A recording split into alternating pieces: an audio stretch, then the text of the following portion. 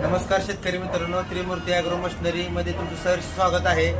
तर मित्रांनो, तुम्हाला आता ऑइल सील कसं बदलायचं, पेट्रोल मशीन कोणतंही असू द्या, तर त्याचं ऑइल सील बदलायचं तुम्हाला थोडक्यात मी माहिती देणार आहे.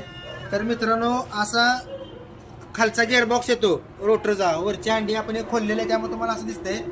तर ह्याचं ऑइल सील कसं बदलायचं, तर ह्याला ऑइल सील लागतं 2547. 99% सगळ्या पेट्रोल मशीनला हेच ऑइल सील लागतं. तर आता हे बदलायचं कसं तुम्हाला थोडक्यात सांगतो.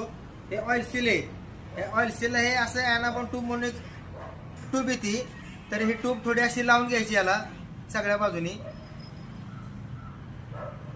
अशी लावून घ्यायची पूर्णपणे, जेणेकरून ह्या ऑइल सीलचा रबर तयार होतो. ह्या ॲनाबॉन ट्यूब आहे ना, ह्याचा रबर तयार होतो.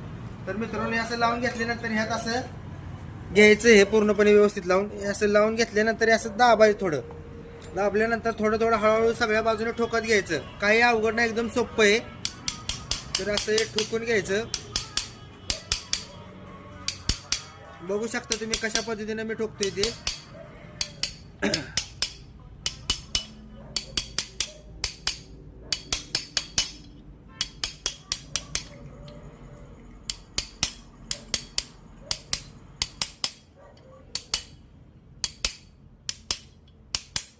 हे असं ऑइल सील बसलेलं आहे. ऑइल सील बसल्यानंतर परत त्याच्यावरती ही ट्यूब आपली थोडी लावून टाकायची, जेणेकरून लिकेज कसल्याही पद्धतीचं होणार नाही. अशी ट्यूब लावून घेतली तर ह्याच्यावरती हे ट्यूबचं रबर तयार करणार आहे. हे लावल्यानंतर त्याची जी वरची प्लेट येते, ही प्लेट येते, ही प्लेट अशी आपण जशी खोललेली आहे तशी लावून टाकायची. तर मित्रांनो, हे असं ऑइल सील बदलायचे एकदम सोप्या पद्धतीचं आहे. तर मित्रांनो, तुम्ही हे घरच्या घरी बदलू शकता.